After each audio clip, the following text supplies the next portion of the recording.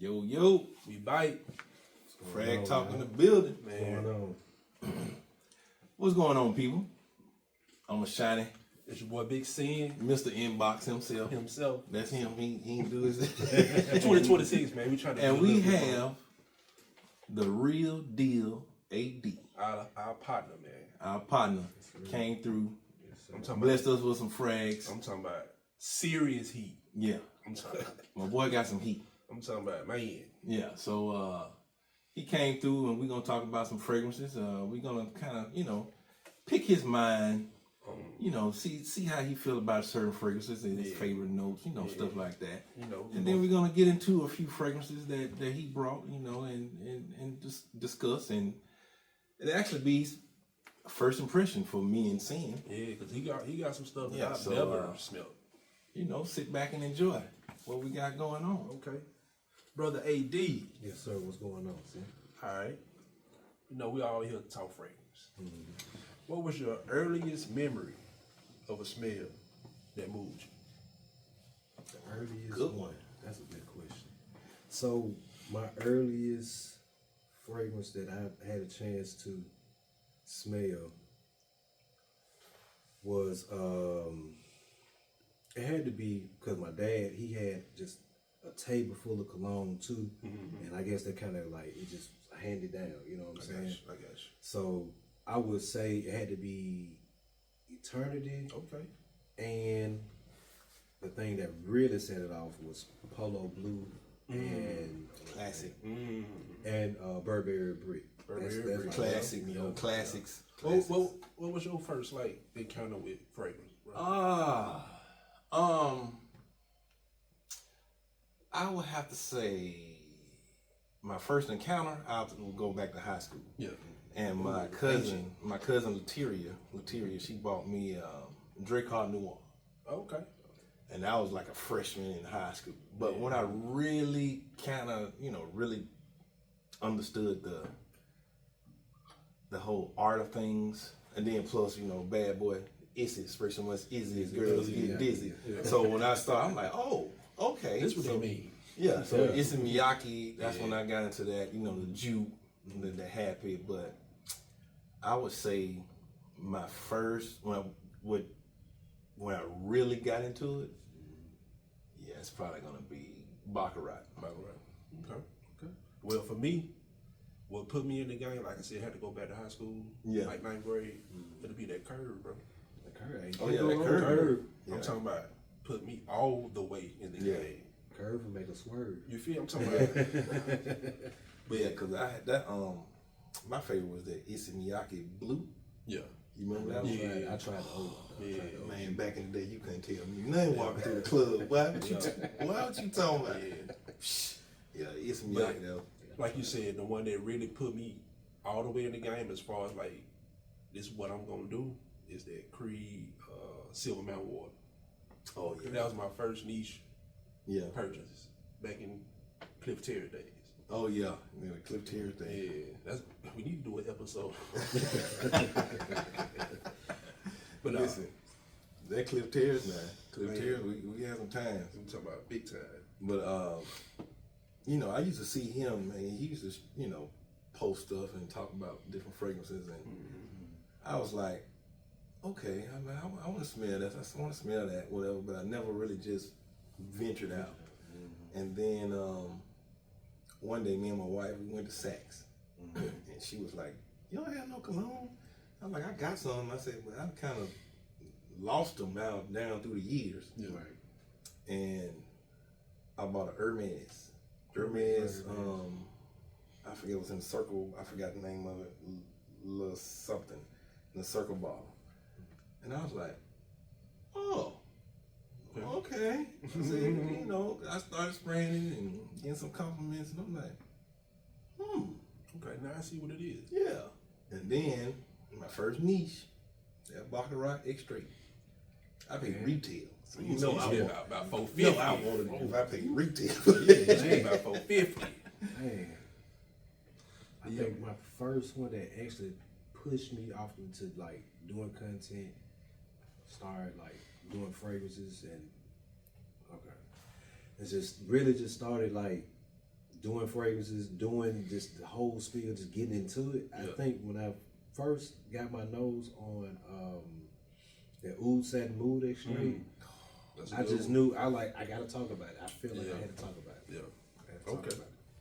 Hey, listen, that's perfection in the bottle. Oh yeah, It is. I've never smelled that straight though. Hey, you never?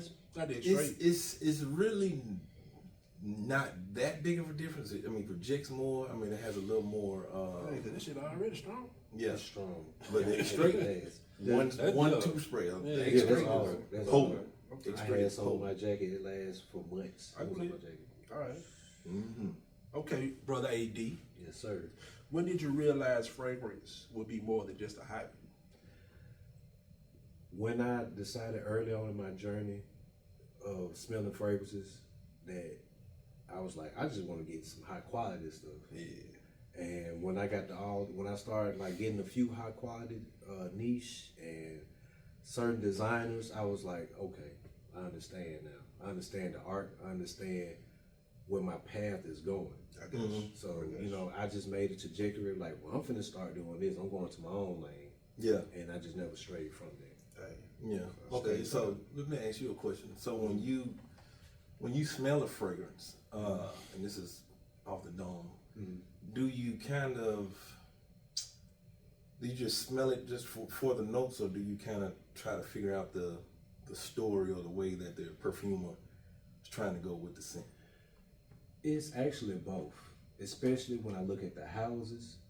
Mm-hmm. When you go from like these big names like MFK and stuff like that, you kind of know like, all right, well, if I'm looking for Baccarat, I know, you know, so that's high end. Mm-hmm. And you look at Oud, you know, the Oud Extrait or the Oud Silk Mood Extrait, you already know like, okay, all of these are high end. Yeah. I can expect a certain level of quality from these. But when you go to an indie house like, well, not really an indie house, but when you go to an indie house like Savoir Faire, and they give you a fragrance, you go for the journey. You go for not only just the fragrance, it's the story that they tell behind it, the different layout of fragrances they have, and like just like Soul Cafe right here, it has its own story to tell along with the other fragrance in that house, and it is Soul Cafe. Yeah, that's the black owned. yeah. They are based out in Atlanta. oh, okay. ATL. Okay. Well, since you mentioned it, Yeah, go ahead. might as well go ahead and do my first impression. Yes, sir. Go ahead. There you go, brother. Sin. Oh no, we gonna. Oh, just gonna- okay. Yeah. We can't. I ain't trying to spray that up. Ah, man. No, 30 ml, man. No, just talk. No, just talk. Let's see what we got here. I haven't smelled this. I don't know any notes, but I'm gonna try to give what I detect. I smell it from over here though. Oh, it's kind of sweet. Yeah. And what's her name? Savoir. I get a little. Savoir I get kind of a citrus background. Mm-hmm. I smell it right here too. Yeah. Smell good. I can smell some woods. Maybe it's like a oud. In the oud is very faint, but it comes. It's blended, perfect. Oh my goodness. Yeah, this is. Yeah, I guess like some citrus, bergamot maybe. Oud.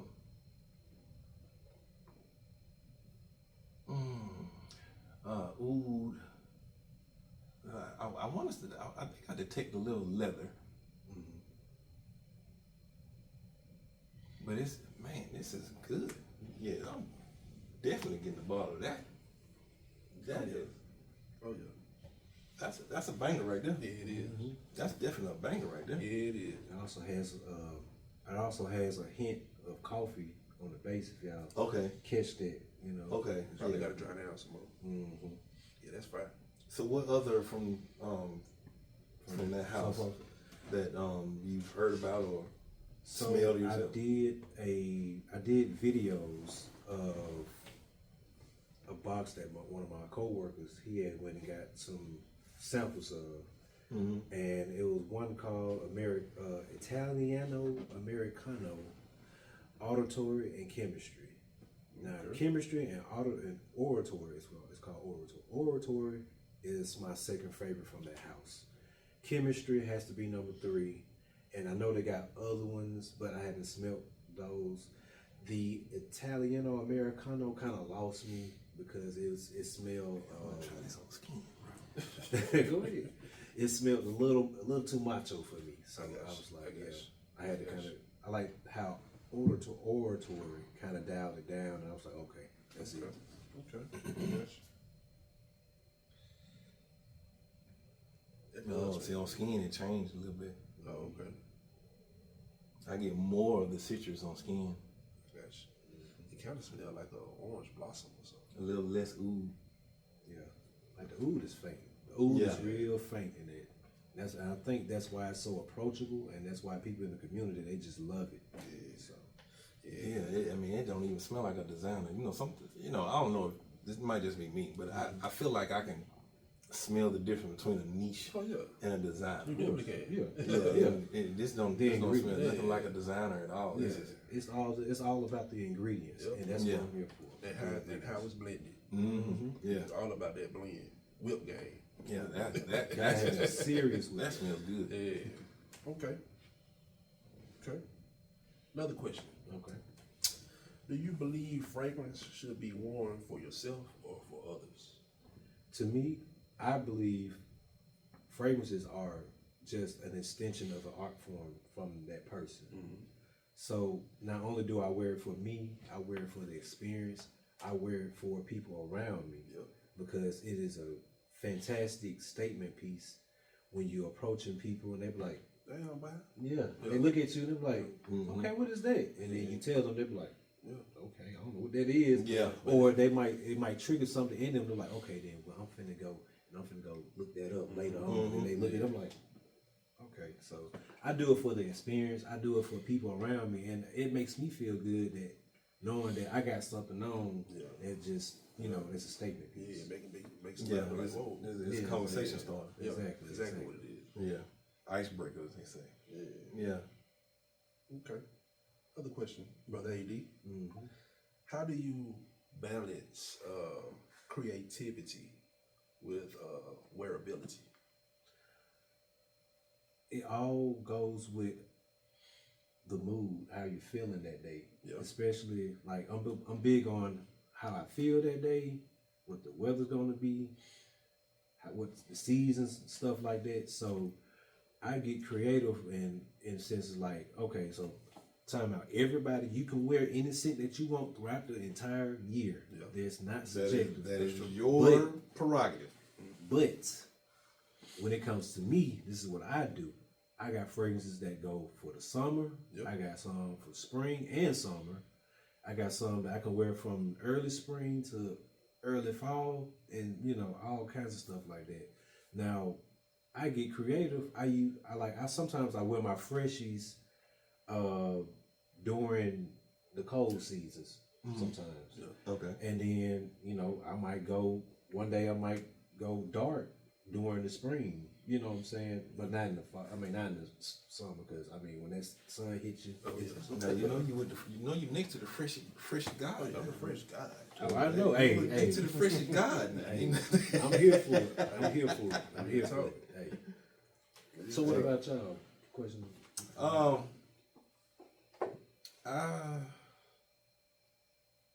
I wear mine for me. Gotcha. When I first got into it, like I said, Baccarat, and it kind of just took me down a rabbit hole of just trying to learn more about different fragrances and notes and stuff like that. And my wife will tell you, once I get addicted to something, I'm zoned in. And so, the compliments, of course, everybody wants the compliments. You like the compliments, but mine is for me. It's how I'm feeling. Gotcha. What I got on or where I'm going. Big on that. Yeah, big on that. the seasons. Because I got some stuff that I haven't worn yet that I'm just waiting for the right time. the perfect time. Because I've talked to Cena about. I got a Tom Ford black lacquer. That's not something I can wear to work. No, it's gonna go crazy. I maybe can do it on a date night, but this got to be a date night when I got my slacks on. you super clean. You know what I'm saying? You know, we clean, going out on the town, and I want to make a statement. Yeah. Exactly. And I want to be the best smelling person In I the want. room. In the room. Because you know everybody got the popular stuff. Yeah. I want to set myself apart. Exactly. You know. Exactly. So that's how I feel about it. Yeah. What about you? And as far as me, like I said, when I got that Silver Mountain water, bro, like I said, we was over there at Cliff Terry. Mm-hmm. I'm across the street at what it is, People of Weekly.